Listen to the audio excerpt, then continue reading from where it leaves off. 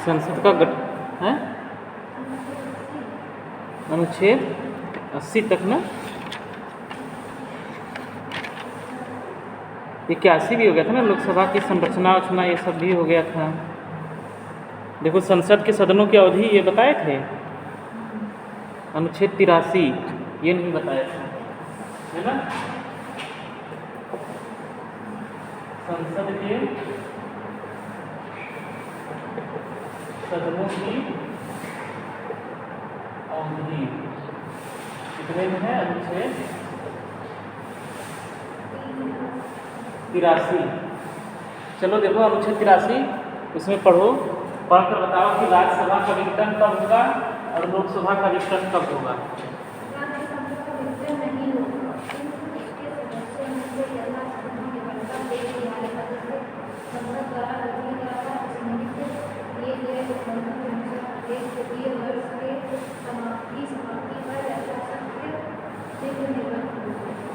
है ना, क्या समझ में आया कि जो राज्यसभा या उच्च सदन होता है ना, उसका क्या होता है, उसका विघटन कभी नहीं होता, ये हमेशा ध्यान रखना, ठीक है। जो राज्यसभा है, राज्यसभा का विघटन कभी नहीं होता, ये अनुच्छेद 83 में लिखा है ना, ये हमेशा ध्यान रखना कि जो राज्यसभा लोकसभा जो दो सदन है उसमें से जो राज्यसभा है, राज्यसभा का विघटन कभी नहीं होता है। फिर उसमें क्या होता है कि इसके जो राज्यसभा है इसके जो 1/3 सदस्य, 1/3 है ना, इसके कितने सदस्य, 1/3 सदस्य क्या होते हैं, प्रत्येक 2 वर्ष में, प्रत्येक 2 वर्ष में पद उनका क्या होता है, समाप्त हो जाता है ना, त्याग देते हैं या समाप्त हो जाता है, उनका पद क्या हो जाता है, समाप्त हो जाता है अपने आप। जैसे कि कोई सदस्य क्या करता है, राज्यसभा की सदस्यता ग्रहण करता है, उसके क्या होता है, उसका जो पदावधि है, हर सदस्य की जो पदावधि, राज्यसभा के सदस्यों की पदावधि कितनी होती है, ये भी ध्यान रखना, 6 वर्ष, ठीक है। जो भी राज्यसभा के मेंबर होते हैं उनके जो सदस्य हैं, राज्यसभा के सदस्य, उनकी पदावधि 6 वर्ष होती है। एक बार यदि सदस्य राज्यसभा का बन गया तो कितने वर्ष तक रहेगा, 6 वर्ष का, ठीक है। 6 वर्ष के बाद वो अपना पद क्या करेगा, छोड़ देगा, या उसके पद की समाप्ति हो जाएगी। तो इसमें ये क्या बताया कि उस समांतर उपयोग होता है कि 6 वर्ष तो रहेगा ही रहेगा, हर सदस्य 6 वर्ष रहेगा, चाहे वो सदस्य निर्वाचित हो चाहे मनोनीत हो।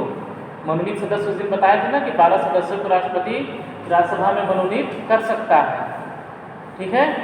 तो चाहे वो मनोनीत सदस्य हो चाहे निर्वाचित सदस्य हो, उसमें क्या कर सकता है, वो उनका कार्यकाल रहेगा 6 वर्ष, हर सदस्य 6 वर्ष का कार्यकाल पूरा करेगा ही करेगा। लेकिन जो राज्यसभा की कुल सदस्य संख्या कितनी है राज्यसभा की, 250 है ना। तो 250 जो सदस्य हैं उसका 1/3 सदस्य क्या करेंगे, प्रत्येक 2 वर्ष में उनका पद समाप्त हो जाएगा, वो अपना पद त्याग देंगे। इसलिए क्या होता है, हर दूसरे वर्ष में 1/3 सदस्य हटते रहते हैं, फिर उसके बाद उनकी जगह पर नए सदस्य आते रहते हैं।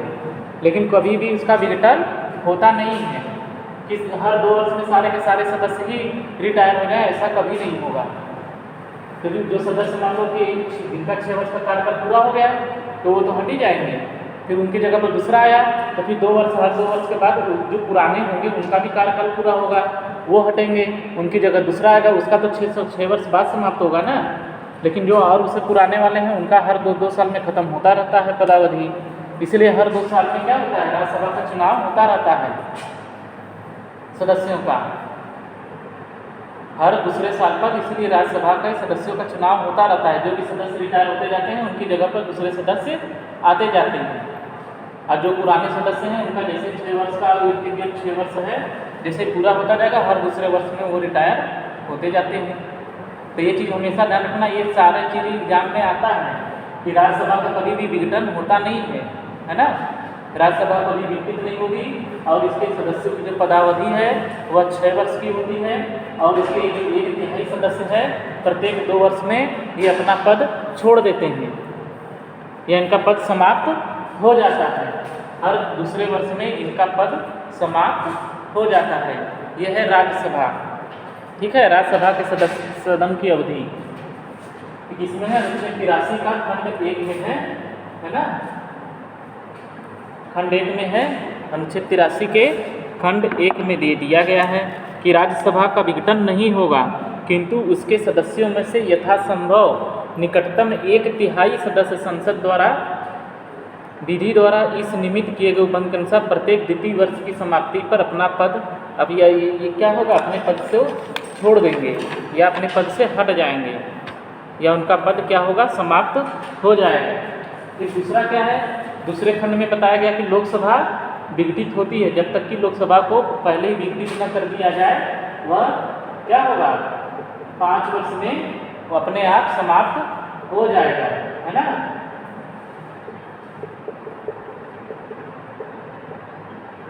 लोकसभा हमें हर तक 5 का जो गठन होता है उसके बाद वह 5 वर्ष की अवधि तक रहता है। 5 वर्ष की अवधि जैसी समाप्त होती है लोकसभा समाप्त हो जाता है या लोकसभा का विघटन हो जाता है। फिर क्या होता है, लोकसभा का फिर से चुनाव होता है ना।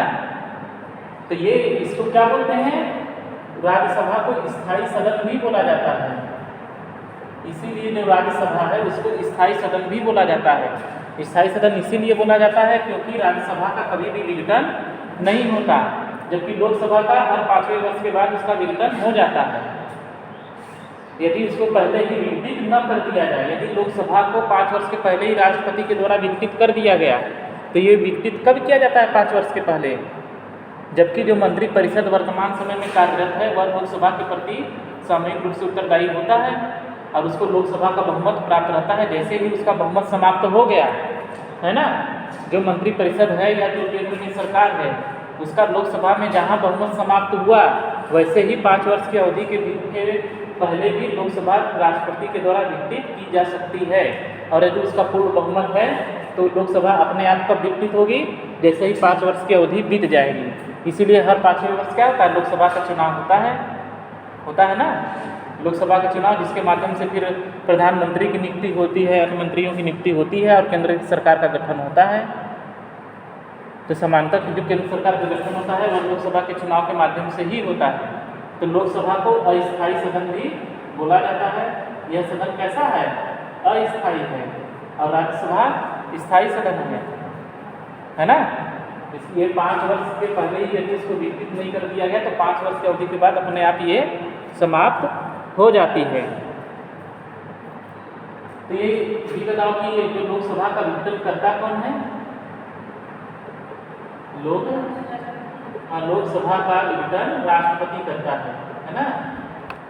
यही ध्यान रखना, ये सब सारे के सारे क्वेश्चन सब आते हैं। लोकसभा का विघटन कौन करता है, राष्ट्रपति करता है। ठीक है। फिर एक चीज इसमें, एक और चीज ध्यान देने की है कि ये 5 वर्ष की जो अवधि है, समानता क्या है, जैसे ही 5 वर्ष की अवधि समाप्त होती है उसका परिणाम यही होता है कि लोकसभा अपने आप विघटित हो जाती है। लेकिन एक कंडीशन ऐसा भी है जिसमें कि लोकसभा 5 वर्ष की अवधि बीतने के बाद भी समाप्त नहीं होती। पढ़कर बताओ वो कंडीशन क्या है। अनुच्छेद 83 का खंड 2 पढ़ो, है ना। उसके जो परंतु है कि ये जो सामान्य नियम तो यही है कि समानता 5 वर्ष तक लोकसभा रहेगी, जैसे ही 5 वर्ष की अवधि समाप्त होगी लोकसभा का विघटन हो जाएगा, है ना। लेकिन एक कंडीशन ऐसा भी है जिसमें कि ये 5 वर्ष की अवधि समाप्त नहीं होने के बाद भी लोकसभा विघटित नहीं होगी। वो कंडीशन देखो उसमें लिखा है, पढ़ो, तेजी से पढ़ो।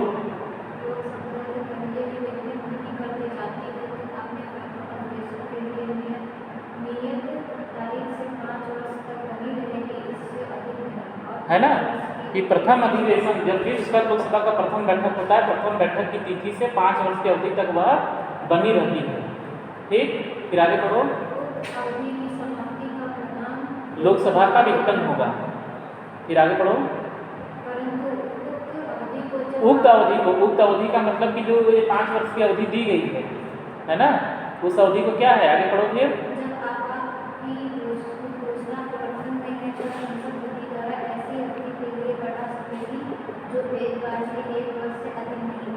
है ना,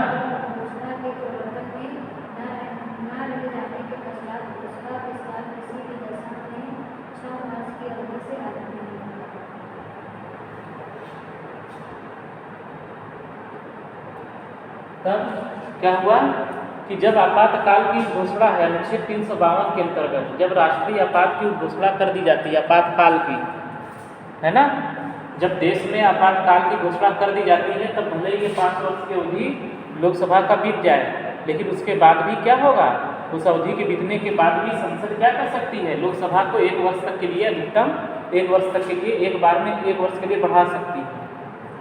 कब? जबकि देश में क्या लगा है, आपातकाल लगा है ना। जब देश में आपातकाल लगा है तब ऐसी स्थिति में लोकसभा का जो कार्यकाल 5 वर्ष का है उसको एक बार में संसद कितने वर्ष के लिए बढ़ा सकती है, 1 वर्ष के लिए वह उसकी अवधि बढ़ा सकती है। ये क्या है, एक बार में 1 वर्ष, इसमें लिखा है ना, संसद क्या कर सकती है, एक बार में 1 वर्ष की अवधि के लिए, है ना, अवधि के लिए उसका कार्यकाल बढ़ा सकती है संसद का। और यह अधिकतम कितना हो सकता है, 3 वर्ष, अधिकतम 3 वर्ष, यानी कि एक बार में 1 बार बढ़ाए, फिर उसके बाद फिर बढ़ाना चाहे तो फिर 1 वर्ष बढ़ा सकती है, ठीक है। फिर उसके बाद 1 वर्ष और बढ़ाना चाहे तो अधिकतम वो क्या कर सकती है, 3 वर्ष से ज़्यादा नहीं बढ़ा सकती, है ना। जब आपातकाल प्रवर्तन में है तो वो एक बार में 1 वर्ष तक का कार्यकाल उसका बढ़ा सकती है और हर अधिकतम वो 3 वर्ष तक बढ़ा सकती है, उसके बाद नहीं।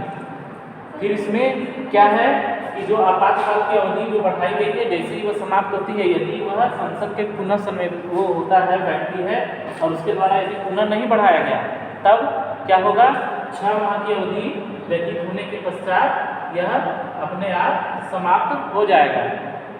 यदि क्या हुआ, 1 वर्ष की अवधि मान लो बढ़ाया गया, जैसे कि 2024 में ये चुनाव होना है, 2024 में 5 वर्ष का कार्यकाल समाप्त हो जाएगा लोकसभा का, है ना।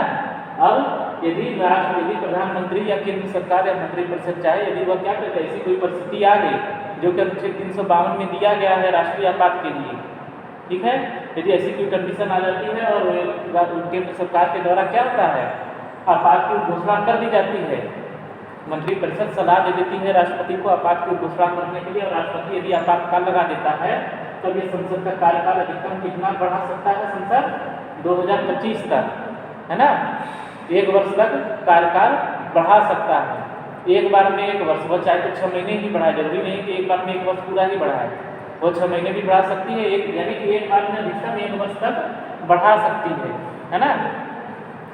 1 वर्ष तक वो क्या करेंगे, यदि वो कार्यकाल बढ़ाना है तो उसके पास पावर है कि वह 1 साल या 6 महीने जितना भी इसको विस्तार करना है करे, लेकिन 1 वर्ष से अधिक नहीं। जैसे ही 1 वर्ष बीत गया 2025, 1 वर्ष बीत गया, लेकिन फिर भी अभी भी आपातकाल की घोषणा क्या है, प्रवर्तन में है, और संसद को ये लगता है कि नहीं अभी भी चुनाव कराना उचित नहीं है, अभी आपातकाल लगा है, तो वह क्या करेगी, फिर से संसद उस अवधि को बढ़ाएगी, है ना, उस अवधि को फिर वो बढ़ा सकती है, कितना, 1 वर्ष फिर बढ़ा सकती है। और यदि वह नहीं बढ़ाती है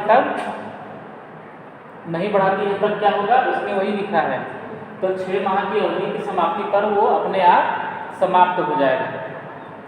जो अवधि बढ़ाई गई थी 1 वर्ष, फिर उसके बाद 1 वर्ष की समाप्ति के बाद यदि उसको आगे फिर 1 वर्ष के लिए नहीं बढ़ाया जाता है संसद के द्वारा, या आपातकाल की घोषणा खत्म हो गई और कार्यकाल आगे नहीं बढ़ाया गया है, तो अपने आप 6 माह की अवधि जैसे ही व्यतीत होगी संसद लोकसभा का विघटन हो जाएगा और फिर नए चुनाव होंगे।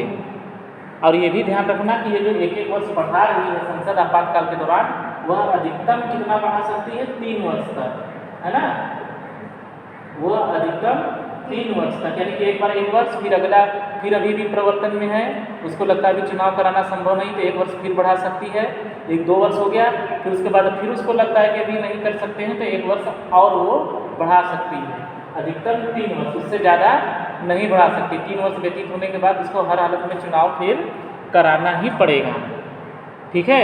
और जैसे ही अवधि व्यतीत हो जाती है और फिर उसका कार्यकाल वैसे भी नहीं बढ़ सकता, तो 6 माह की अवधि जैसे ही व्यतीत होगी वह संसद अपने आप विघटित हो जाएगी।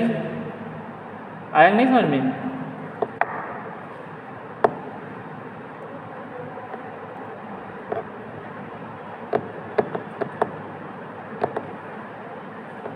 एक बार में 1 वर्ष बढ़ाएगी और वो उसको कितनी बार बढ़ा सकती है, केवल 3 बार बढ़ा सकती है। और यदि वह केवल 1 बार बढ़ाती है, फिर बढ़ाने के बाद फिर आगे नहीं बढ़ाती, तो 6 माह की अवधि के बाद वह समाप्त हो जाएगा, है ना, समाप्त हो जाएगा और लोकसभा अपने आप विकसित हो जाएगी। तो ये सब क्वेश्चन बार बार पूछा जाता है कि यदि आपातकाल की घोषणा प्रवर्तन में है तब एक बार में संसद लोकसभा की अवधि को कितनी अवधि के लिए बढ़ा सकती है, तो 1 वर्ष के लिए।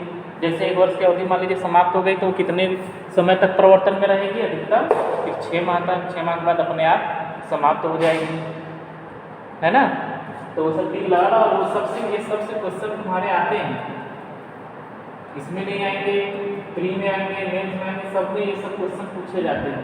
तो ये हमेशा ध्यान रखना, राज्यसभा को स्थायी सदन भी करते हैं, लोकसभा स्थायी सदन। राज्यसभा का कभी भी विघटन नहीं होता है, लेकिन लोकसभा हर 5वें वर्ष में यदि 5 वर्ष से पहले इसको विघटित नहीं कर दिया गया तो 5 वर्ष की अवधि जैसे ही समाप्त होगी उसका परिणाम क्या होगा, लोकसभा विघटित हो जाएगी। लेकिन उसका अपवाद भी एक दे दिया है कि यदि देश में आपातकाल लागू है तब संसद उस अवधि को एक बार में 1 वर्ष तक के लिए बढ़ा सकती है, और जैसे 1 वर्ष की अवधि व्यतीत हुई उसको आगे फिर नहीं बढ़ाया संसद ने, तब क्या होगा, 6 माह की अवधि जैसे ही समाप्त होगी अपने आप वह समाप्त हो जाएगा, है ना। फिर देखो क्या है, अनुच्छेद 84, ये अनुच्छेद 83 आया ना सामने, संसद के सदनों की अवधि।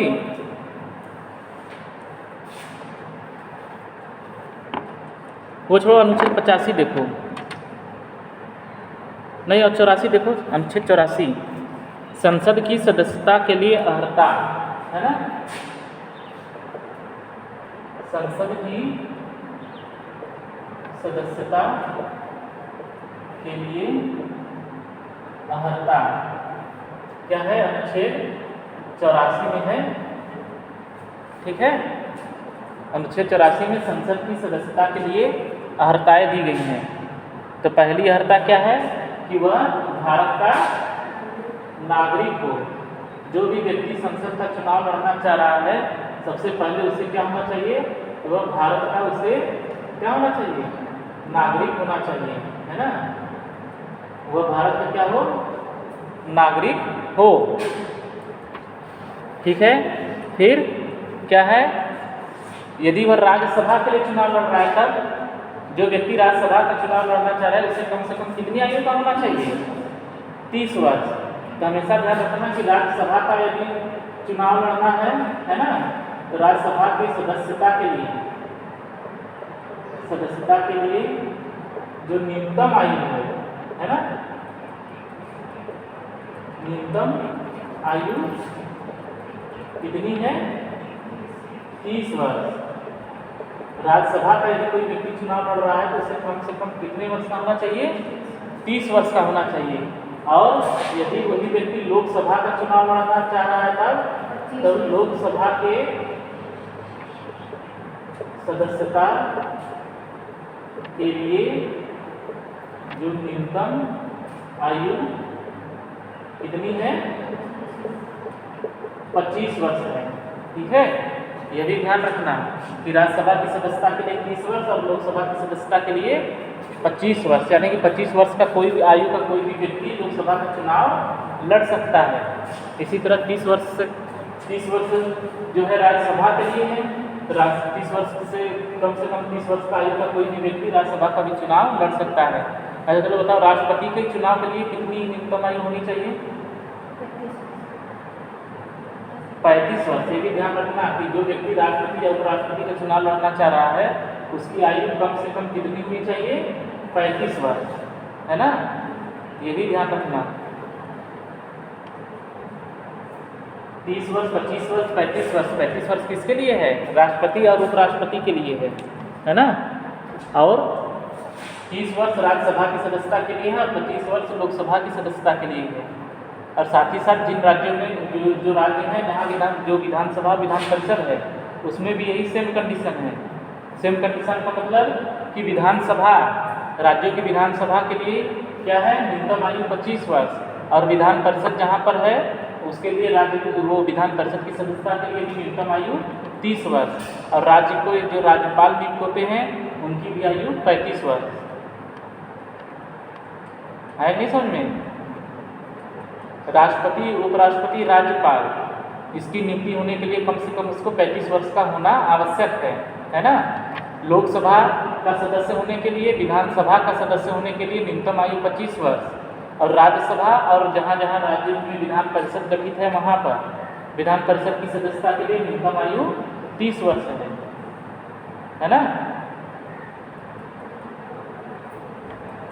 ठीक है, ये ध्यान रखना।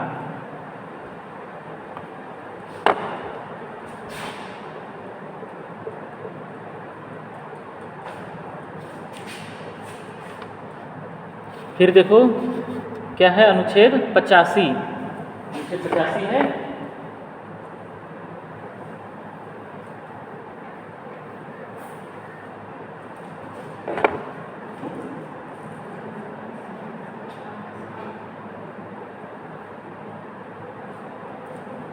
अनुच्छेद 85 क्या है, संसद का सत्र, सत्रावसान और इसका क्या है विघटन, है ना, और विघटन, यही है ना। इसमें है अनुच्छेद 85 में है। तो एक चीज हमेशा ध्यान रखना कि संसद का सत्र, सत्रावसान और विघटन, ये तीनों का पावर किसके पास है, राष्ट्रपति के पास है ना। ठीक है, ये कौन करता है,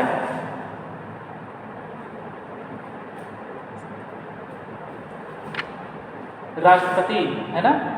ये हमेशा ध्यान रखना कि संसद का जो सत्र जो बुलाता है, सत्र का मतलब कि पहली बार जब नई लोकसभा गठित हो गई फिर उसके बाद उसका क्या होगा, सत्र होगा, और हर बार संसद क्या होती है, पर बैठती है ना, बैठक होती है ना संसद की, लोकसभा और राज्यसभा की बैठकें होती हैं, सत्र आहूत किया जाता है। तो संसद का जो सत्र बुलाया जाता है वो किसके द्वारा बुलाया जाता है, राष्ट्रपति के द्वारा बुलाया जाता है।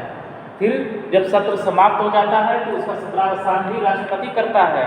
और चूंकि राज्यसभा का तो विघटन होता नहीं है, विघटन किसका होता है, लोकसभा का होता है ना। तो लोकसभा का विघटन भी कौन करता है, राष्ट्रपति ही करता है।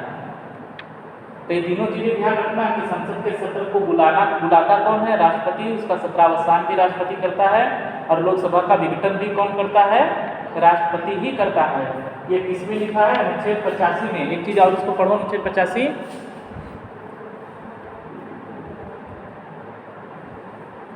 इसमें लिखा ना, किंतु उसके एक सत्र की अंतिम बैठक और आगामी सत्र, है ना, कि प्रथम बैठक के लिए नियत तारीख के बीच 6 मास का अंतर नहीं होगा। यानी कि संसद का सत्र के लिए जब भी वो बुलाया है तो उसने क्या बताया कि जो प्रथम बैठक हुई है वो और जो अंतिम बैठक हो रही है उसके बीच में 6 माह का, कम से कम 6 माह से अधिक का अंतर नहीं होना चाहिए। इसका मतलब क्या हो गया कि संसद का जो बैठक होगा वर्ष में कम से कम कितनी बार होगा,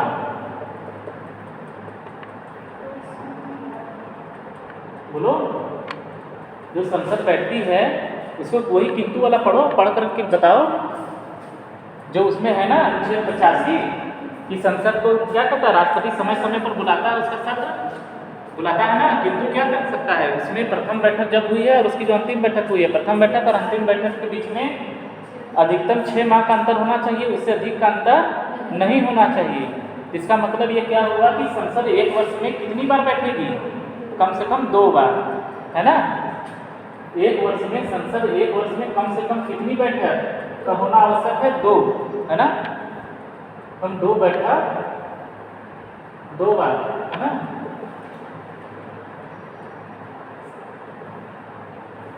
है ना,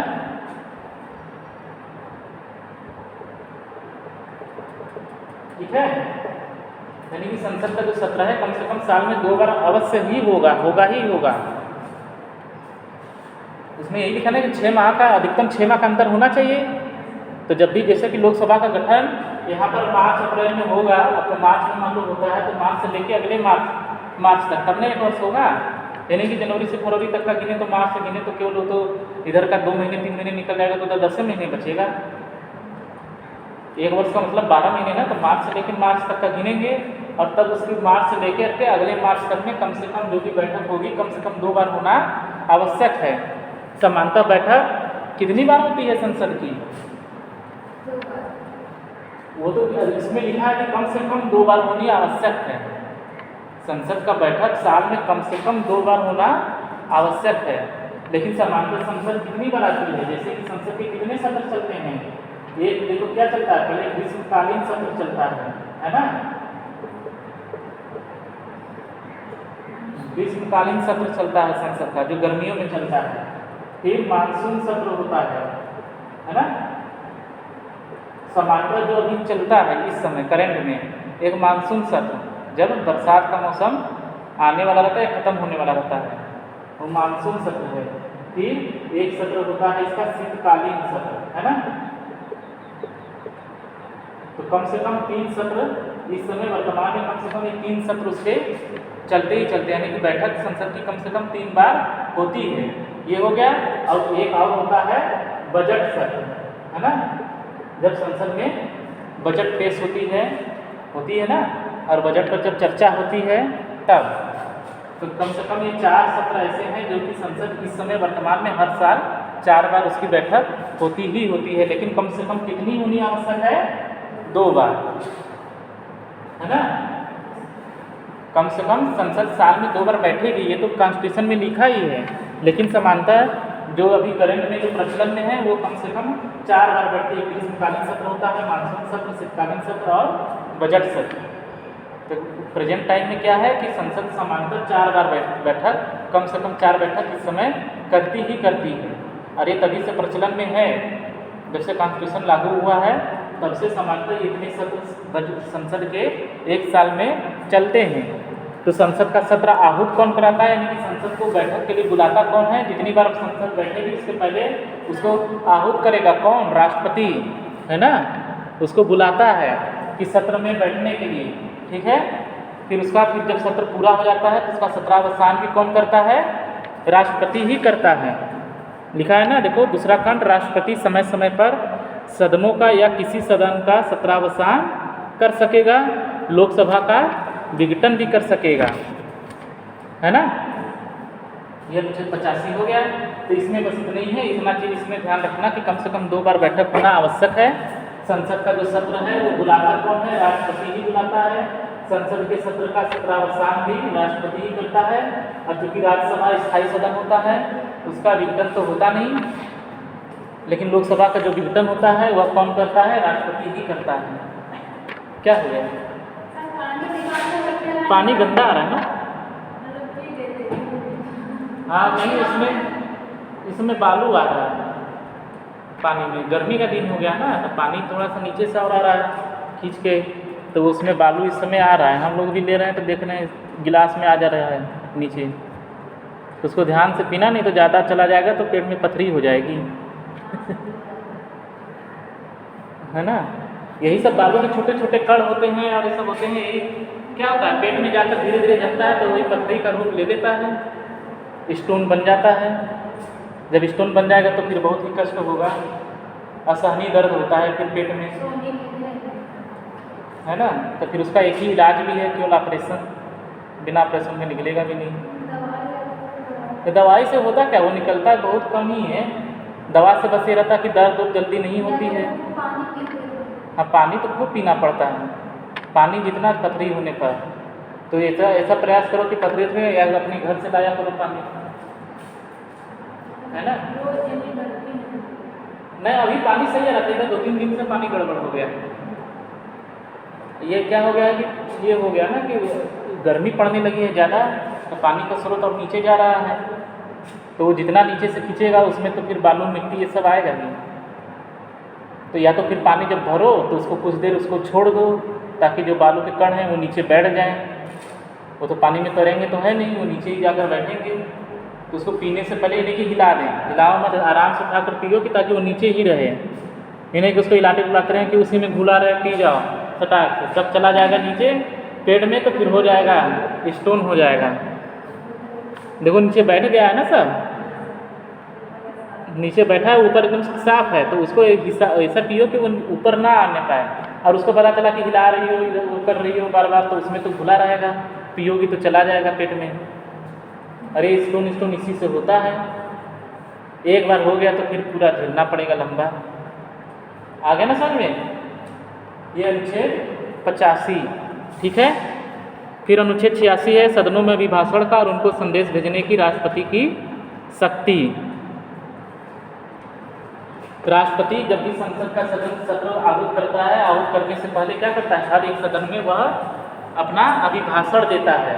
अभिभाषण कैसा रहता है कि केंद्र सरकार की जो भी उपलब्धियां हैं मंत्रिपरिषद के द्वारा उसका भाषण तैयार किया जाता है और राष्ट्रपति क्या करता है, संसद का जब सत्र बुलाता है उसके पहले वह दोनों सदनों में जा करके अपना भाषण देता है, सरकार की जो भी उपलब्धियां हैं उसको बताता है। ठीक है, तो ये जरूरी नहीं कि वह राष्ट्रपति दोनों सदनों में हर एक सदन में जाए, वह दोनों सदनों की संयुक्त बैठक भी बुला सकता है। संयुक्त बैठक बुलाया और उसी में भाषण दे दिया तो दोनों सदनों का पूरा हो गया, है ना। समानता क्या नियम है कि वो उसीलिए इसमें नियम बना दिया गया कि संसद में क्या करेगा, राष्ट्रपति पहले जब भी उसका सत्र आहूत करता है, जब भी उसकी बैठक होनी होती है, पहली बैठक है ना, साल में जब जो पहली बैठक है जब भी उसको बुलाता है तो उसमें क्या होता है, राष्ट्रपति पहले दोनों सदनों में भाषण देता है। वो भाषण कौन तैयार करता है, मंत्रिपरिषद अपने हिसाब से तैयार करती है। तो उसमें समानता भाषण में क्या रहता है, सरकार की सारी उपलब्धियां रहती हैं कि एक साल में सरकार की क्या क्या उपलब्धियां रही हैं, उसी को राष्ट्रपति संसद में भाषण के रूप में बताता है और वह संसद सदन के दोनों सदनों में जाकर के बोलता है। यदि वो चाहे तो सदनों की संयुक्त बैठक बुला करके एक ही बार में पढ़ दे। तो ये भी बार बार पूछा जाता है कि सदनों के जो सदन है उसमें जब भी सत्र बैठती है तो उसके पहले अभिभाषण कौन देगा, उसको संबोधित कौन करता है, तो वो राष्ट्रपति करता है ना।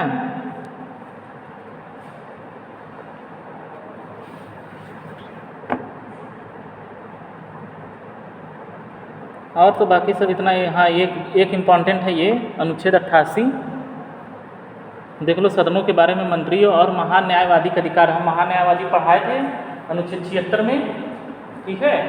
अनुच्छेद 76 महान न्यायवादी की नियुक्ति कौन करता है, कौन व्यक्ति महान न्यायवादी के रूप में नियुक्त हो सकता है, चलो बताओ। महान न्यायवादी की नियुक्ति कौन करता है, अटॉर्नी जनरल ऑफ इंडिया, है ना, उसी को महान न्यायवादी बोलते हैं हिंदी में। तो उसकी नियुक्ति राष्ट्रपति करता है ना। तो उसका जो शक्ति है वह अनुच्छेद 88 में है। अनुच्छेद 76 में तो इतना बताया गया है कि महान अटॉर्नी जनरल ऑफ इंडिया की नियुक्ति कौन करेगा, राष्ट्रपति करेगा। किससे करेगा, ऐसा व्यक्ति जो कि उच्चतम न्यायालय का न्यायाधीश नियुक्त होने की योग्यता रखता है ना। एक ऐसा व्यक्ति जो कि उच्चतम न्यायालय का, महान्यायवादी की योग्यता क्या है, उसमें देखो अनुच्छेद 76 में, वो भी ध्यान रखना, वो भी बहुत बार पूछा गया है कि उच्चतम न्यायालय का न्यायाधीश नियुक्त होने की उसके अंदर योग्यता होनी चाहिए। जो महान्यायवादी होता है वह भारत का प्रथम विधि अधिकारी माना जाता है ना। महान्यायवादी भारत का प्रथम विधि अधिकारी होता है और उसका कार्य क्या है, भारत सरकार को विधि के मुद्दों पर सलाह देना।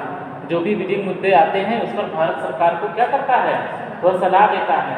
और साथ ही साथ भारत के महान्यायवादी को ये पूरे भारत में स्थित किसी भी न्यायालय में उपस्थित होने और सुनवाई करने का भी अधिकार है या सुने जाने का अधिकार है ना।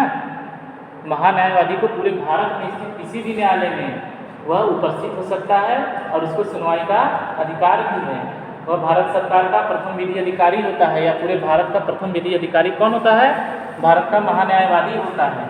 ये सब सारे क्वेश्चन हैं, बार बार पूछे जाते हैं, ठीक है। इसकी नियुक्ति कौन करता है, राष्ट्रपति करता है। तो फिर महान्यायवादी के बारे में एक चीज़ और पूछा जाता है कि एक बताइए कि ऐसा कौन सा व्यक्ति है जो कि संसद के सदन का सदस्य न हो, किसी भी सदन का सदस्य न होते हुए भी वह क्या करता है, सदन की जो सत्र चल रहे हैं या जो बैठक चल रहे हैं उसमें वह हिस्सा भी ले सकता है और उसमें उसको बोलने का भी अधिकार होता है। तो वह अधिकारी कौन है, महान्यायवादी है ना। वह व्यक्ति कौन है, महान्यायवादी। ये क्वेश्चन बार बार पूछा जाता है कि ऐसा कौन सा व्यक्ति है जो कि संसद के सदन की किसी भी सदन का सत्र किसी भी सदन का सदस्य नहीं है ना, लेकिन फिर भी वह क्या करता है, जब भी संसद का बैठक होता है उस सदन के दोनों सदनों में वह उपस्थित भी हो सकता है और उसमें वह बोल भी सकता है। सामान्य नियम क्या है कि संसद के दोनों सदन हैं उनकी जब भी बैठक होती है तो उसमें कौन हिस्सा लेगा, जो उसके सदस्य हैं, सदस्य ही तो हिस्सा लेते हैं। लेकिन भारत का महान्यायवादी एक ऐसा व्यक्ति है जो कि संसद के किसी भी सदन का सदस्य नहीं होता, लेकिन फिर भी उसको सदन के सत्र में हिस्सा लेने का या बैठक में हिस्सा लेने का अधिकार है और उसमें बोलने का भी अधिकार है। ये अधिकार कहाँ है? अनुच्छेद 88 में। देखो पढ़ो अनुच्छेद 88, तेजी से पढ़ो।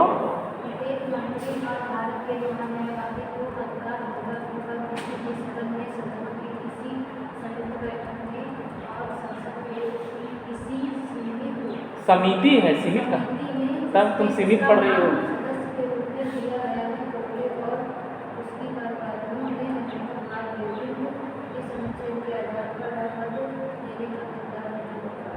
बस उसको क्या है, यदि वोटिंग हो रही है किसी भी चीज़ पर तो उसको वोटिंग का अधिकार नहीं है, लेकिन वह संसद के किसी भी सदन के किसी भी सत्र में और संसद की किसी भी समिति में वह क्या कर सकता है? बैठक में हिस्सा ले सकता है ना, और उसमें अपना पक्ष भी या उसमें बोल भी सकता है। बस यदि जब भी कोई चीज़ पर यदि वोटिंग की जब बात आएगी तो उसको केवल वोटिंग का अधिकार नहीं है ना। तो महान्यायवादी को संसद के किसी भी सदन के सत्र में या उसकी किसी भी समिति में बैठने का अधिकार दिया गया है, और वह अधिकार किस में है? अनुच्छेद 88 में है। तो ये हमेशा ध्यान रखना कि महान्यायवादी ही एक ऐसा अकेला व्यक्ति है जो कि संसद के किसी भी सदन का सदस्य न होते हुए भी वह क्या करता है? सदन के सत्रों में, बैठकों में और साथ ही साथ संसदीय समिति में भी बैठकों में हिस्सा लेने का उसको अधिकार है ना। ठीक है, तो ये इतना हो गया तुम्हारा। बस ये संसद के गठन में इतने ही लगभग आता है सब। अब ये संसद के जो अधिकारी हैं ये तुम्हारे सिलेबस में है नहीं।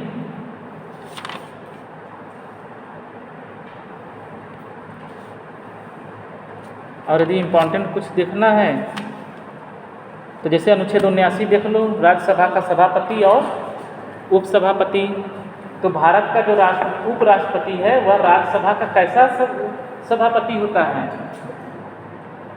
राज्यसभा का सभापति कौन होता है? अनुच्छेद 89 में है ना, राज्यसभा के सभापति और उप सभापति। तो ये बताओ अनुच्छेद 79 है ना। चलो अब ये बताओ कि राज्यसभा का सभापति कौन होता है? पढ़ो, देखो अनुच्छेद 79 पढ़ो, उसमें क्या लिखा है?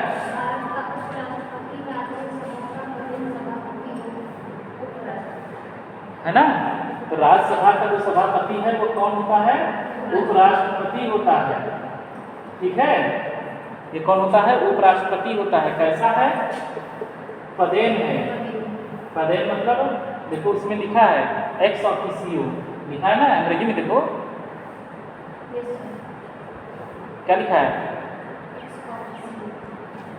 लिखा है नहीं?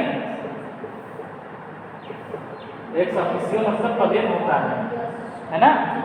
तो उपराष्ट्रपति क्या है? राज्यसभा का पदेन सभापति होता है। तो ये भी क्वेश्चन बार बार पूछा जाता है कि राज्यसभा का सभापति कौन होता है? उपराष्ट्रपति होता है। साथ ही साथ एक क्वेश्चन ये भी पूछा जाता है कि ऐसा कौन व्यक्ति है जो कि उस सदन का सदस्य न होते हुए भी उसकी अध्यक्षता करता है? ऐसा व्यक्ति कौन है जो कि क्या है? उस सदन का सदस्य तो नहीं है, सदस्य नहीं है, फिर भी वह उसकी अध्यक्षता करता है। सामान्यतः क्या है, जैसे लोकसभा हो चाहे राज्यसभा हो, है ना। जैसे लोकसभा है तो लोकसभा की अध्यक्षता कौन करता है? लोकसभा अध्यक्ष करता है ना। लोकसभा की अध्यक्षता कौन करता है? लोकसभा का अध्यक्ष करता है। तो लोकसभा का अध्यक्ष जो कौन व्यक्ति बनता है? जो कि लोकसभा का सदस्य है ना। लोकसभा का जो व्यक्ति सदस्य है वही लोकसभा का अध्यक्ष बनता है। इसका क्या होता है? लोकसभा के सभी सदस्य मिल करके आपस में ही किसी एक सदस्य को लोकसभा का अध्यक्ष निर्वाचित करते हैं। ठीक है, तो लोकसभा का अध्यक्ष क्या होता है? लोकसभा का सदस्य भी होता है। लोकसभा के सदस्य ही आपस में मिल करके अपने में से ही सदस्यों में से किसी एक सदस्य को क्या करेंगे? उसका अध्यक्ष नियुक्त करते हैं। लेकिन जो उपराष्ट्रपति है यह किसका सभापति होता है? राज्यसभा का। तो क्या इसको राज्यसभा क्या ये उपराष्ट्रपति राज्यसभा का सदस्य होता है? नहीं होता। तभी इसीलिए एक्स ऑफिशियो पद का यानी कि पदेन यानी कि उपराष्ट्रपति का वैसे कोई काम है नहीं देश में, ठीक है। तो इसीलिए उसको क्या कर दिया गया, पदेन बना दिया गया या एक्स ऑफिशियो प्रेसिडेंट बना दिया गया, किसका, राज्यसभा का। तो ये उपराष्ट्रपति ऐसा व्यक्ति है जो कि जिसकी अध्यक्षता वह करता है राज्यसभा की, उसी का वह सदस्य नहीं होता है ना। ये उपराष्ट्रपति राज्यसभा का सदस्य नहीं होता, फिर भी वह उसका सभापति है, उसका अध्यक्ष है। ये कैसा अध्यक्ष है, इसलिए एक्स ऑफिशियो या पदेन शब्द का प्रयोग किया गया है कि जो व्यक्ति उपराष्ट्रपति का पद धारण करेगा वह मान लिया जाए वो ऑलरेडी राज्यसभा का भी सभापति बन गया है ना।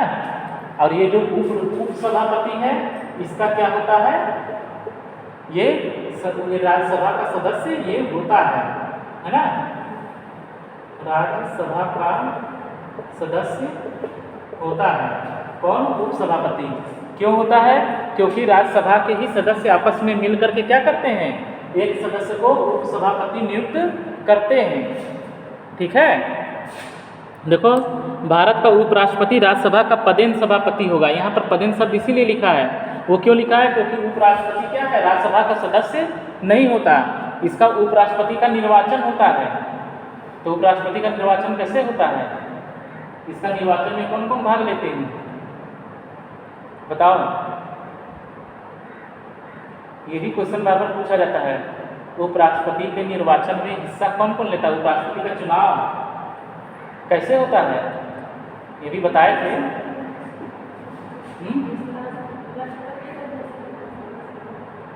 तो दोनों में अंतर है ना, तरीका तो एक ही है, तरीका तो एक ही है कि राष्ट्रपति और उपराष्ट्रपति, उस दिन भी हम बताए थे कि राष्ट्रपति और उपराष्ट्रपति का चुनाव कैसे होता है, अनुपातिक प्रतिनिधित्व पद्धति के अनुसार एकल संक्रमणीय मत के द्वारा होता है। ये तो तरीका हो गया, लेकिन इसका चुनाव करता कौन कौन है, राष्ट्रपति का चुनाव अलग व्यक्ति करते हैं और उपराष्ट्रपति का अलग करते हैं, दोनों के निर्वाचन मंडल में अंतर है।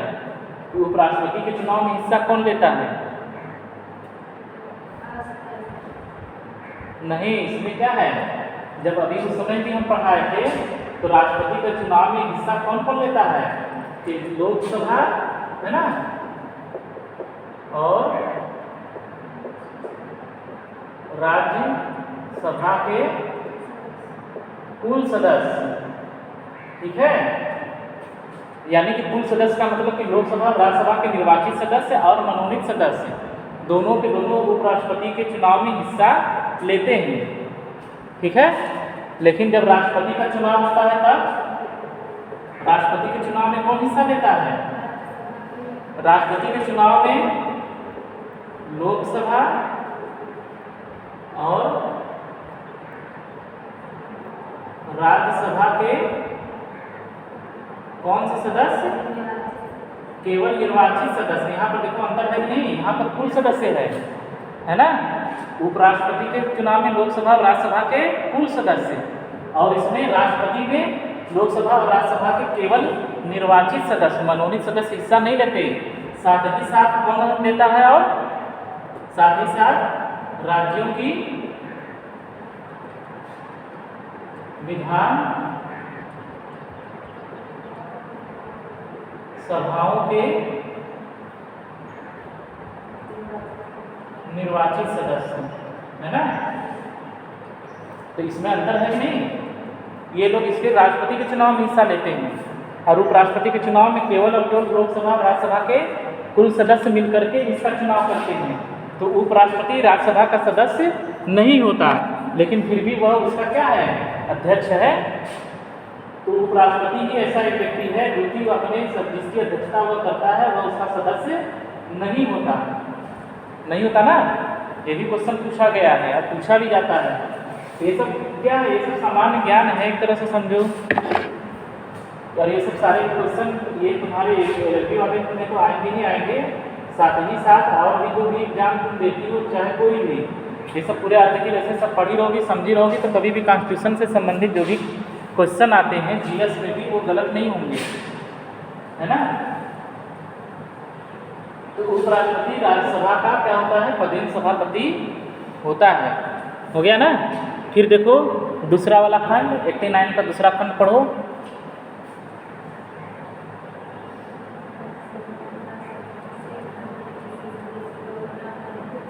देखो बस रुको, क्या लिखा है, राज्यसभा यथाशक्य शीघ्र यानी कि अति शीघ्र जितना जल्दी हो सके अपने किसी सदस्य को, है ना, अपने किसी सदस्य को उपसभापति चुनेगी। इसका मतलब क्या हुआ कि जो उपसभापति है वह राज्यसभा का सदस्य होता है ना, वो राज्यसभा के सदस्य आपस में से ही किसी सदस्य को उपसभापति के रूप में नियुक्त करते हैं, ठीक है। लेकिन उपराष्ट्रपति को तो नियुक्त नहीं न करते, इनका तो क्या होता है, निर्वाचन होता है, इसका चुनाव होता है। कौन चुनाव में हिस्सा लेता है, लोकसभा और राज्यसभा के कुल सदस्य मिल करके उपराष्ट्रपति को चुनते हैं। और इसलिए यहाँ पदेन शब्द का प्रयोग किया गया कि जो व्यक्ति उपराष्ट्रपति है वह अपने आप ही, जैसे ही वह उपराष्ट्रपति बना वैसे ही वह अपने आप राज्यसभा का सभापति बन गया। लेकिन जो उपसभापति है उसका क्या होगा, राज्यसभा के सदस्य आपस में से ही किसी व्यक्ति को उपसभापति के रूप में नियुक्त करेंगे या चुनेंगे, ठीक है। तो उपसभापति राज्यसभा का सदस्य होता है, लेकिन सभापति, राज्यसभा का जो सभापति है वह राज्यसभा का सदस्य नहीं होता, उसका पद पदेन है, एक्स ऑफिसियो है, उसमें देखो लिखा भी है। फिर उसके बाद क्या है,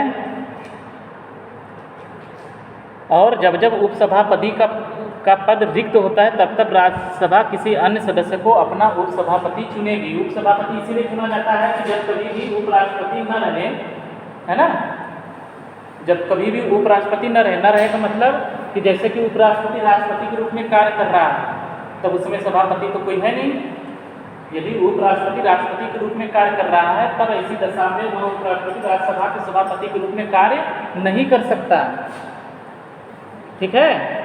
ये ध्यान रखना कि जब भी जो राष्ट्रपति है, अरे उपराष्ट्रपति यदि वह राष्ट्रपति के रूप में कार्य कर रहा है तब ऐसी स्थिति में वह राज्यसभा के सभापति का पद धारण नहीं करता, या राज्यसभा का सभापति वह नहीं बन सकता, या राज्यसभा के सभापति के रूप में कार्य नहीं कर सकता। तब ऐसी दशा में कौन करेगा, यही जो उपसभापति है वह करेगा, है ना। यदि उपराष्ट्रपति क्या करता है, राष्ट्रपति के रूप में, मान लो राष्ट्रपति का पद रिक्त है किसी भी कारणवश, या राष्ट्रपति अपना कुछ बीमार हो गया या कुछ हो गया, उसको अभी अपने पद पर कार्य नहीं कर रहा है, तब ऐसी दशा में राष्ट्रपति का पदभार कौन ग्रहण करता है, उपराष्ट्रपति करता है। तो जब उपराष्ट्रपति राष्ट्रपति के रूप में कार्य करता है तब वह राज्यसभा के सभापति के रूप में कार्य नहीं कर सकता, तब ऐसी दशा में राज्यसभा का सभापति का पद कौन देखेगा, यही उपसभापति देखेगा। इसीलिए उपसभापति का भी पद सृजित किया गया। आया ना समझ में। और ये उपसभापति यदि अपना पद त्याग करना चाहे तो अपना त्याग पत्र किसे देगा,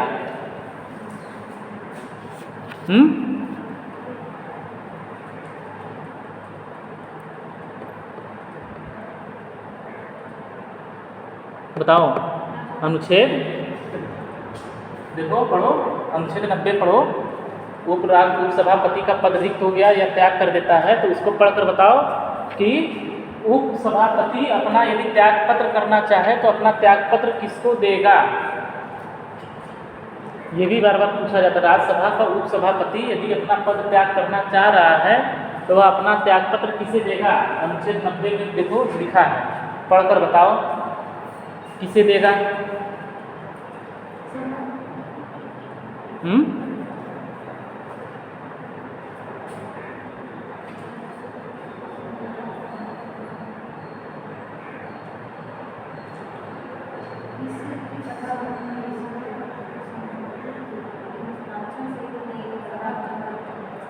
तब ये उपसभापति है तो उपसभापति अपना त्याग पत्र किसे देगा।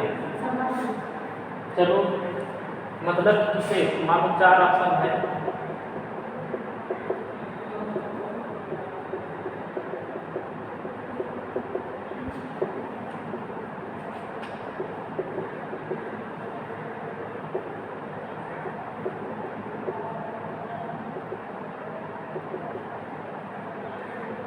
है ना, कि क्वेश्चन ये है कि राज्यसभा का उपसभापति अपना पद त्याग या अपना त्याग पत्र देगा राष्ट्रपति को, उपराष्ट्रपति को, प्रधानमंत्री को या लोकसभा के अध्यक्ष को? बताओ इसमें कौन सही होगा ऑप्शन?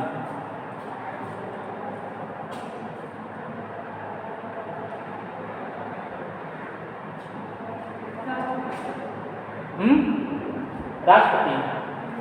चलो साहब तुम बताओ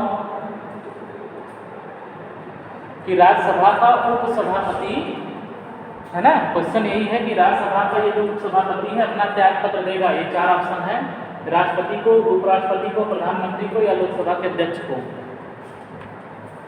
अनुच्छेद 90 पढ़ो, अच्छे से पढ़कर बताओ किसे देगा। इन 4 ऑप्शन में से कौन सा ऑप्शन सही होगा? ऐसे ही क्वेश्चन आते हैं।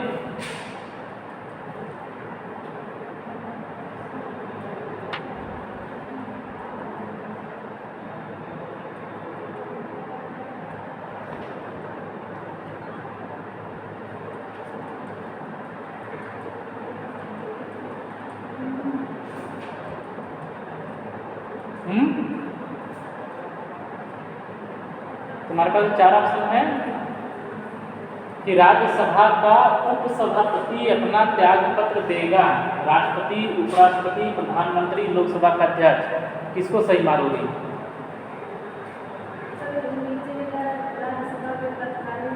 वो तो हटाने के लिए है ना, कि यदि राज्यसभा के तत्कालीन सदस्य चाहते हैं कि उपसभापति को हटा दें तो उसको एक संकल्प लाना पड़ेगा, है ना, और उस संकल्प की सूचना उसको 14 दिन पूर्व उपसभापति को देना भी पड़ेगा। यदि वह बहुमत से पारित हो जाता है तो उपराष्ट्रपति तो सभापति को देगा। तो इसमें ये बताओ कि इसमें सही आंसर क्या होगा? बोलो।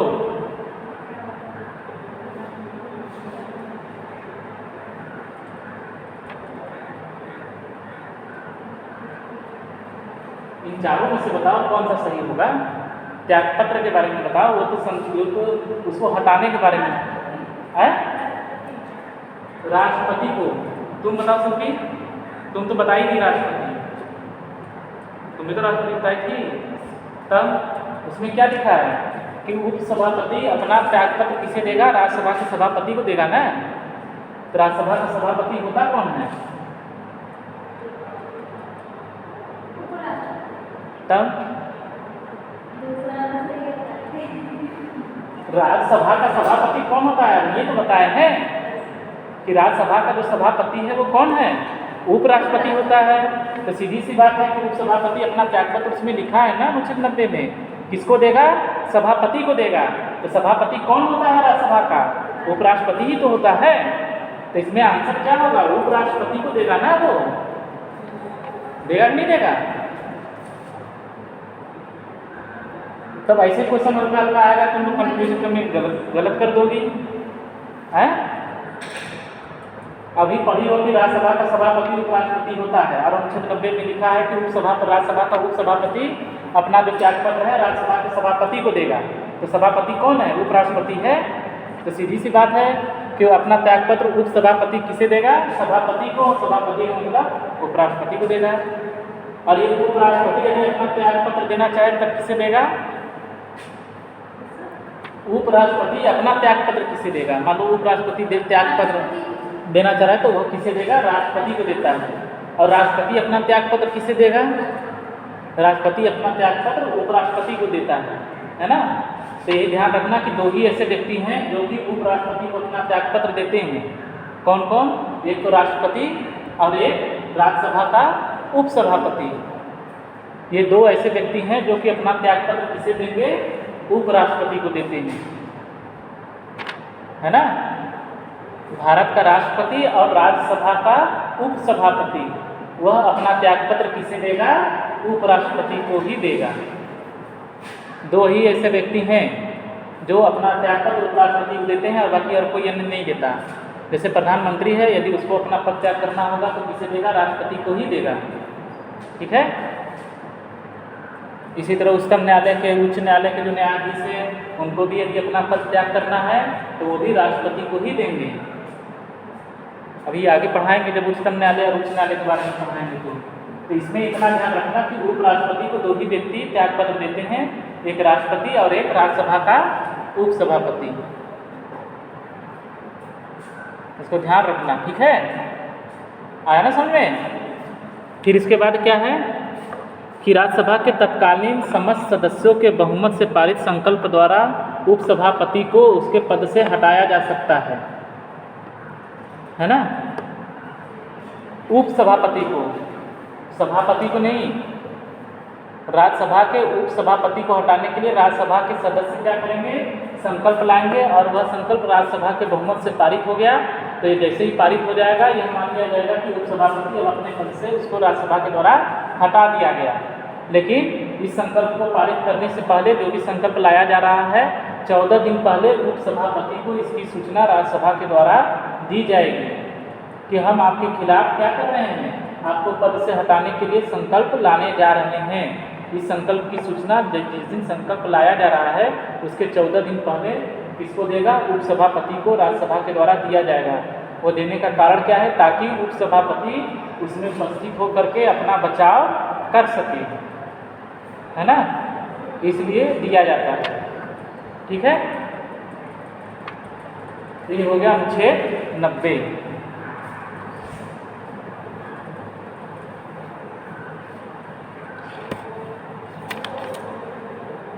देखो अब अनुच्छेद 93। जो जो अनुच्छेद बताते जाएं सब टिक लगाते जाओ। ये सब सारे अनुच्छेद याद भी रहने चाहिए कि कौन सा अनुच्छेद में क्या है। ठीक है,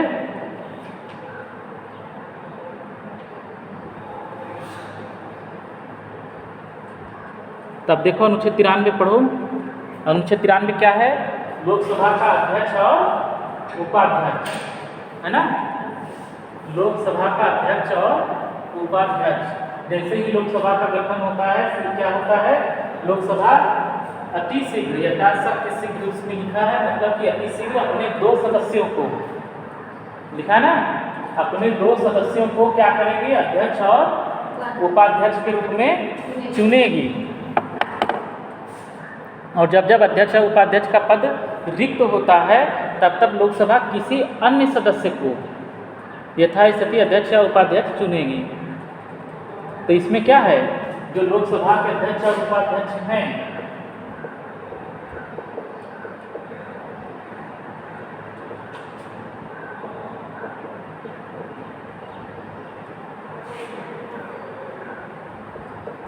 इनकी नियुक्ति होती है कि चुनाव होता है, चुनाव होता है ना, चुना जाता है ना। चुनाव के द्वारा कौन चुनता है, लोकसभा के सदस्य ही चुनते हैं। किसको, अपने में से ही, जो जितने भी लोकसभा के सदस्य हैं, टोटल लोकसभा के भी वर्तमान समय में कितने सदस्य हैं, प्रेजेंट टाइम में लोकसभा के कितने सदस्य हैं, लोकसभा के सदस्य कितने हैं, अभी परसों बताए थे ना शुक्रवार को, 400-500 552 हैं जी, है ना, 552 हैं।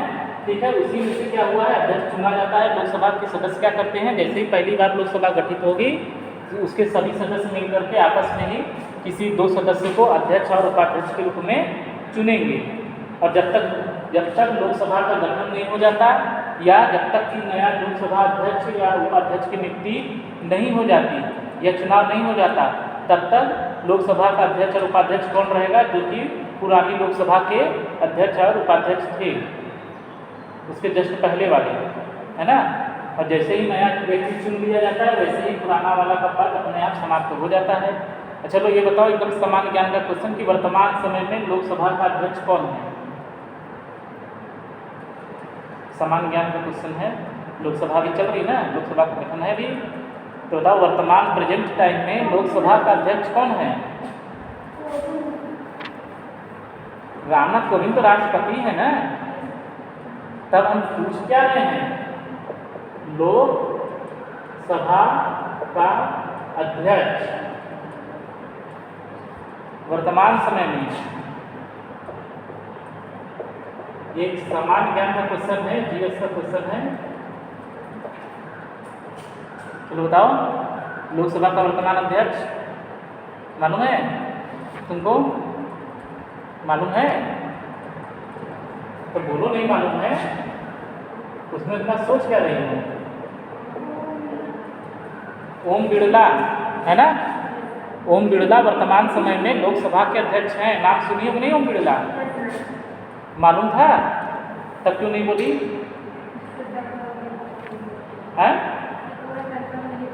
अरे तो फिर भी बोलती तो कम से कम। ओम बिरला वर्तमान समय में क्या है, लोकसभा के अध्यक्ष हैं। चलो अच्छा ये बताओ लोकसभा का प्रथम अध्यक्ष कौन है? ये तो बहुत ही बार प्रश्न पूछा जाता है। लोकसभा का प्रथम अध्यक्ष कौन था? लोकसभा का प्रथम अध्यक्ष का नाम बताओ, मालूम है तुमको? सिर्फ भी मालूम है?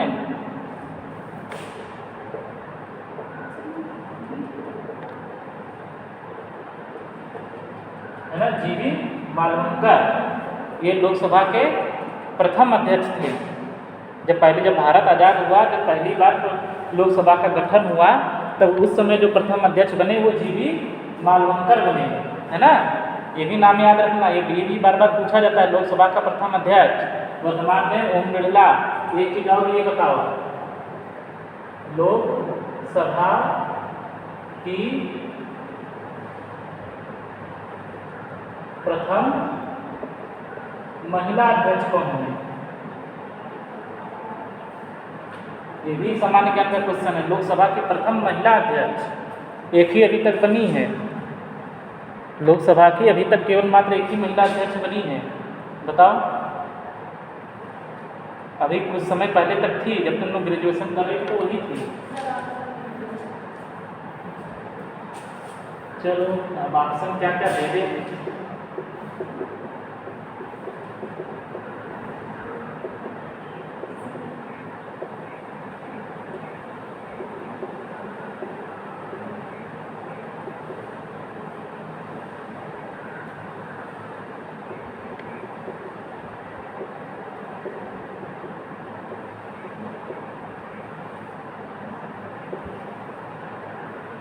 चलो अब क्या बताएं, चौथा क्या ऑप्शन? चलो फिल्म से कोई लो, चौथा ऑप्शन ये लो। अब बताओ। प्रतिभा देवी सिंह पाटिल, मीरा कुमार, आनंदीबेन पटेल।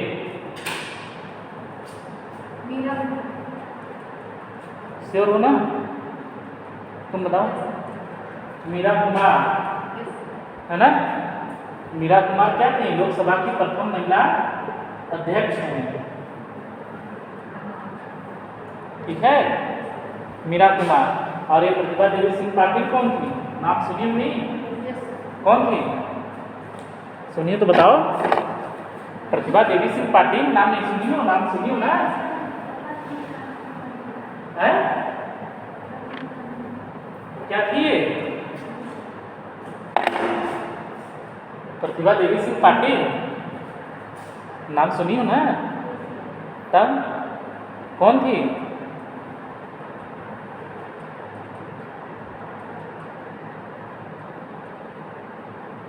अरे तो थोड़ा बहुत जीएस तैयार पढ़ा करो। देखो ये सब सामान्य ज्ञान का क्वेश्चन है। लोकसभा के अध्यक्ष कौन थे? प्रथम वर्तमान में कौन है? प्रथम महिला अध्यक्ष कौन थी? और ये प्रतिभा देवी सिंह पाटिल कौन थी? बोलो जल्दी। नाम नहीं सुनी हो? नाम तो सुनी हो। तब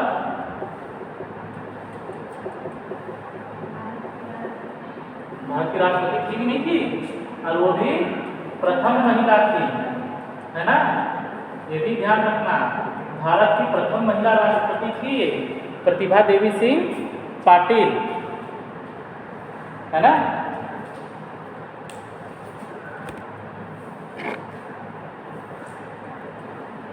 प्रतिभा देवी सिंह पाटिल भारत की प्रथम महिला राष्ट्रपति।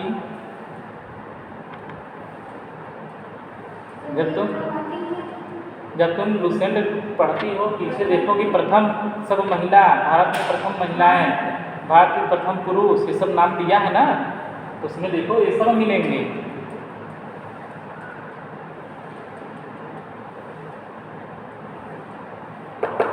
है ना, वो सब दिया है उसमें। अच्छा चलो एकदम सिंपल क्वेश्चन बताओ सानी। प्रथम महिला प्रधानमंत्री, first prime minister of India. Bharat की प्रथम महिला प्रधानमंत्री कौन थी?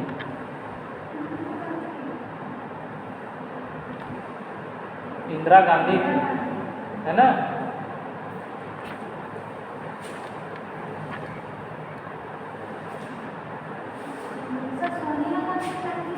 सोनिया गांधी कहाँ कुछ थी, बस वो कांग्रेस की प्रेसिडेंट हैं, कांग्रेस की अध्यक्ष, कांग्रेस पार्टी है ना। बताओ कांग्रेस पार्टी की स्थापना कब हुई थी? ये भी क्वेश्चन कई बार पूछा गया है। भारतीय राष्ट्रीय कांग्रेस की स्थापना किस वर्ष हुई थी?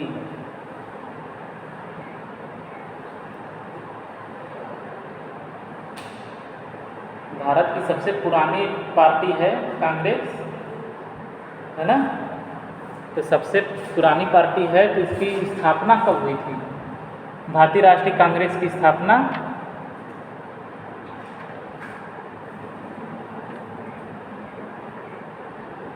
कब हुई थी और किसने की थी? ये भी पूछा गया, बहुत बार पूछा गया है।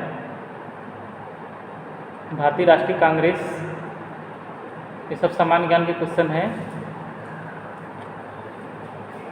कब हुई थी? 1885 ईस्वी में। भारतीय राष्ट्रीय कांग्रेस की स्थापना 1885 ईस्वी में हुई थी। जोड़कर बताओ कितने वर्ष हो गए कांग्रेस की स्थापना के? इस समय 2022 चल रहा है, 2022 चल रहा है ना। तो कुल कैलकुलेट करो और बताओ कि कांग्रेस की स्थापना के कितने वर्ष हो गए इस समय।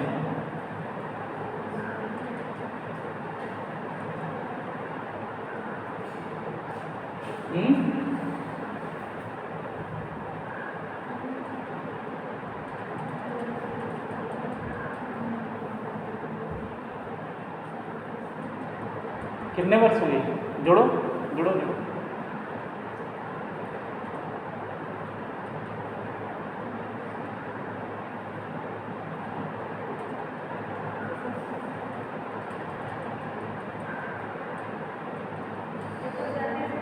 एक 137 वर्ष, है ना। 137 वर्ष हो गए। अरे करना क्या था, कुछ करना थोड़ा था, बस ये माइनस ही तो करना है। बोलो, उनका दिमाग क्या लगाना है कि उसको पूरा हम कैलकुलेट करें, वो करे, बस यहाँ घटा दो। 12 5 7 बचा कि नहीं? फिर 11 60 3 बच गया। फिर क्या होगा? 9 7 1 हो गया 137। बस इतना ही करना है।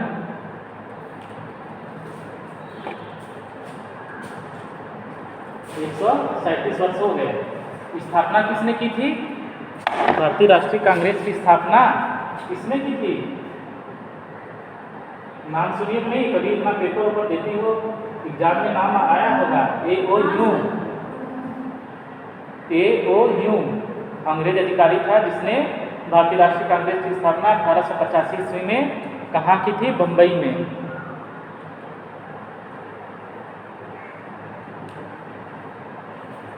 AOU, है ना।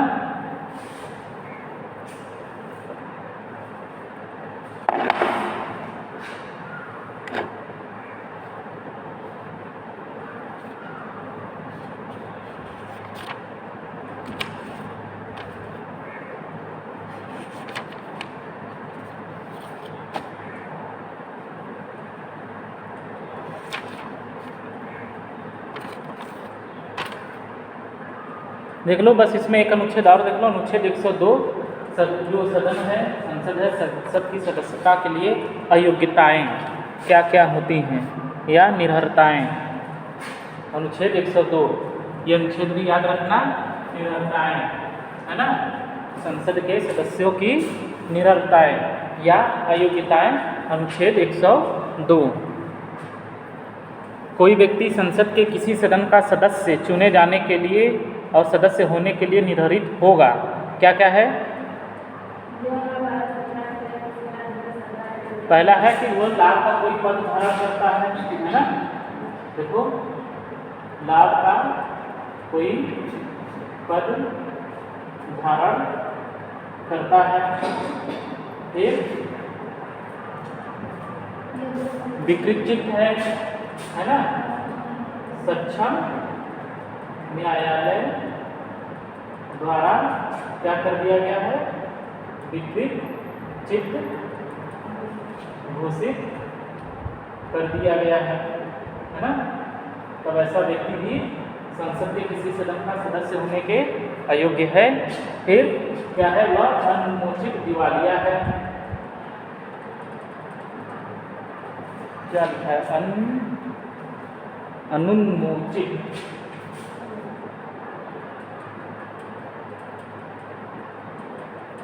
यानी कि जिसको भी न्यायालय ने क्या कर दिया, दिवालिया घोषित कर दिया है, तो पूर्णतया दिवालिया हो गया है। फिर वह भारत का नागरिक नहीं है, या भारत का नागरिक तो था, फिर अब क्या किया, भारत का नागरिकता त्याग करके किसी अन्य देश की नागरिकता वह प्राप्त कर लेता है, या वह अन्य देश की नागरिकता ले लेता है। जैसे ही लेता है वैसे उसकी भारत की नागरिकता क्या होगी, समाप्त हो जाएगी। तो ऐसी स्थिति में भी वह संसद के किसी भी सदन का सदस्य नहीं रह जाएगा, है ना। और भी है, यदि संसद द्वारा निरवधिक घोषित कर दिया गया है,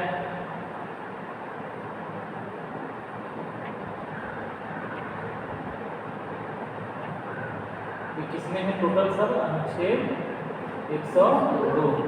अनुच्छेद 102 याद रखना, संसद सदस्यों की निर्भरता से संबंधित है या उनकी अयोग्यताओं से संबंधित है, या कब कोई व्यक्ति संसद का सदस्य नहीं रह सकता है जबकि वह लाभ का कोई पद धारण करता है। लाभ का पद वो चाहे केंद्र सरकार के अधीन या राज्य सरकार के अधीन या स्थानीय निकायों के अधीन कोई भी पद यदि वह धारण कर रहा है लाभ का, तो वह संसद का सदस्य बनने के योग्य नहीं है।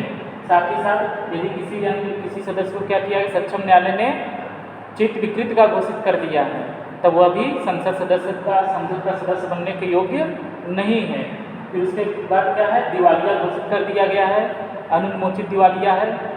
अनुन्मोचित का मतलब कि दिवालिया तो है ही, साथ ही साथ उसने भी अपने ऋणों का कहीं भी भुगतान नहीं किया। ये नहीं कि अपने पूरे ऋण का भुगतान कर दिया तब उसके बाद दिवालिया हो गया, भुगतान करने के बाद उसके बाद कुछ नहीं बचा इसलिए दिवालिया इसलिए कि उसने भुगतान किया ही नहीं, या वो ऐसी कंडीशन में है कि वह अपने लिए जो ऋणों को अब चुका नहीं सकता है, तब वह अनुन्मोचित दिवालिया है। कि भारत का नागरिक नहीं है, वह भारत का नागरिक नहीं रह गया है, या भारत का नागरिक है, भारत का नागरिक रहते हुए उसने किसी क्या किया, भारत की नागरिकता या तो त्याग करके किसी विदेशी राष्ट्र की नागरिकता ग्रहण कर लेता है, तब ऐसी स्थिति में भी वह भारत का नागरिक नहीं रह जाता। और जब वह भारत का नागरिक नहीं रह गया तभी वह संसद का सदस्य होने के अयोग्य हो गया। फिर संसद द्वारा उसको निरवधिक घोषित कर दिया गया है, उसको अयोग्य ठहरा दिया गया है, तब ऐसी स्थिति में भी वह संसद का सदस्य बनने के योग्य नहीं रह जाता। तो ये अनुच्छेद 102 बार बार पूछा जाता है, इसको ध्यान में रखना। अब कल पढ़ा देंगे मुझे कॉन्स्टिट्यूशन में संसदीय विशेषाधिकार अनुच्छेद 105, जो कि पूरा फुल क्वेश्चन 20 नंबर का ये बार बार पूछा जाता है ना। संसदीय विशेषाधिकार ये कल पढ़ाएंगे। संसदीय विशेषाधिकार अनुच्छेद 105 में है, और उसके साथ ही अनुच्छेद 121 और अनुच्छेद 122 भी पढ़ना होता है।